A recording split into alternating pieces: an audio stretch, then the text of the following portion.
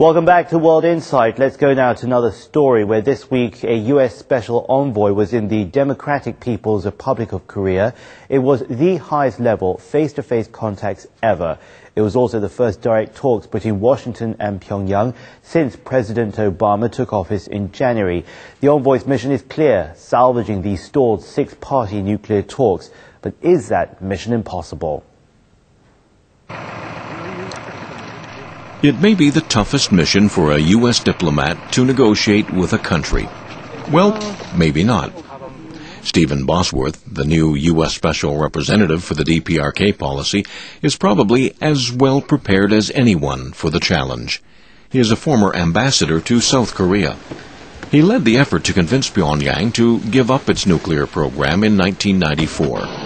And this time, Bosworth was in Pyongyang for 3 days to find out whether the country will return to the stalled talks on ending its nuclear programs. But one day before his arrival, the DPRK blamed the U.S. and South Korea for the nuclearization of the Korean peninsula. The DPRK's official Rondong Sinmun newspaper said, the nuclear issue of the Korean peninsula was triggered by nuclear weapons imported from the United States into South Korea. South Korea had become the biggest nuclear arsenal in the Far East.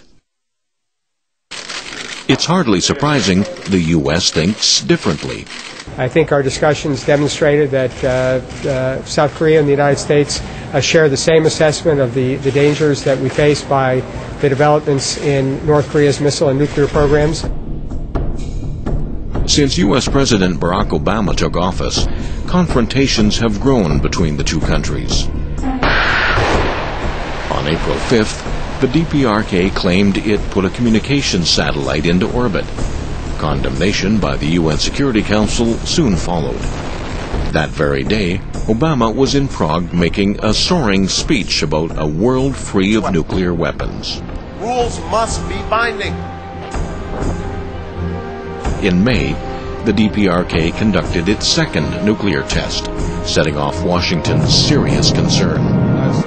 Then in June, Obama extended economic sanctions on the DPRK by a year.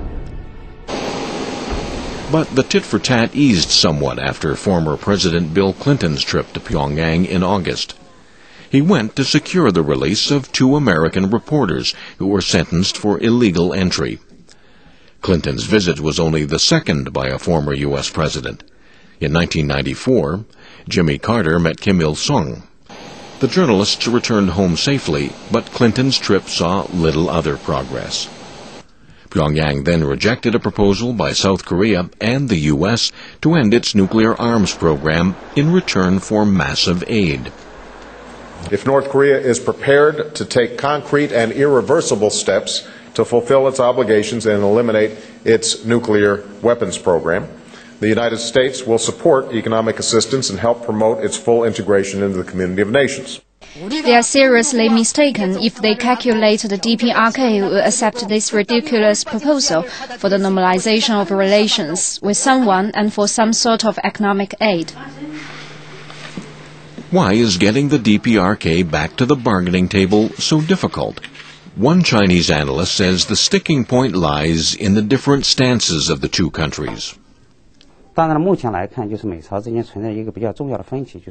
think Pyongyang has expressed interest in one-on-one negotiations with Washington while claiming it won't return to six-party talks. But the Obama administration is trying to change the pattern with the DPRK itself in such a way that the DPRK isn't rewarded for crisis escalation. The US says it can talk bilaterally with the DPRK, but only within the six-party framework. More fundamentally, the question is what such a negotiation might achieve. The DPRK insists that recognition and guarantees be the precondition for disarmament. The United States, however, insists that they be the reward. Analysts say Bosworth's visit to Pyongyang is the first step to breaking the stalemate. And the contact coincides with the currency reform in the DPRK, the first in 17 years. On Monday, residents began exchanging their old notes with new ones. The exchange rate is 100 to 1, meaning the DPRK shaved 2 zeros from its main 1,000 won note. South Korea's Yonhap news agency reports the currency reform is aimed at tackling inflation and flushing out money traded on the black market. The DPRK has reached out to the outside world. This shows the country is feeling the pain of UN sanctions. The currency reform may be a way to improve its financial situation. The DPRK is carrying out a 150-day work campaign. The country's leader, Kim Jong-il, encourages the population to achieve the goal of a strong and prosperous nation by 2012. As the country has experienced a low harvest this year, it starts to absorb foreign investment as a way to solve its economic problems. You still can't get a hamburger in Pyongyang, but minced beef and bread is for sale at the capital's first fast food restaurant.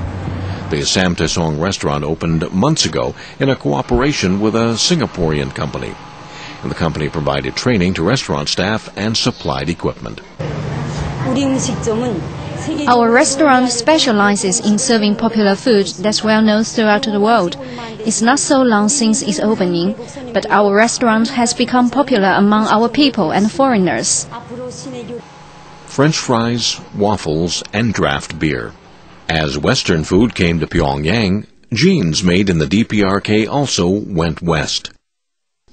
The Noko jeans line is the brainchild of 3 Swedish entrepreneurs who hope to do business with the DPRK. But in Sweden, the products have met skepticism. The Stockholm department store Pub ceased selling the jeans almost as soon as it started. For us, this is not a question of the Noko jeans. This is a question about a political issue that are not where PUB doesn't want to be associated with. Bad business or bad politics? Analysts say a lack of trust will always be the cause of the problem. Mistrust is deep-rooted between the DPRK and the US, or even the Western world. Their attitude now is who holds out his hand early on, only to have it bitten. So the two sides have shifted to a much more skeptical lane in the road. On Thursday, Bosworth concluded his Pyongyang trip by saying it was a very useful meeting. We identified some common understandings on the need for and the role of the six-party talks and the importance of implementation of the 2005 joint statement. Observers say bridging the differences will not be easy. History shows sitting down together is always harder than walking away. Greater understanding and trust may be more important than concrete measures in solving the tension on the Korean peninsula. Now, where's China in all this? Now, Beijing is back in contact and dialogue between Washington and Pyongyang. Analysts say that if there are positive signs and pledges, it's now important to keep that momentum and to avoid breaking deals and scuttling hopes. With that, we come to the end of this program. If you want to comment or suggest on anything that you've been watching over the past 30 minutes, you can send us an email. worldinsight@cctv.com is our address. I'm James Chow from the team here in Beijing. It's been great having you with us, and we'll see you next week at the same time for your insight on World Insight.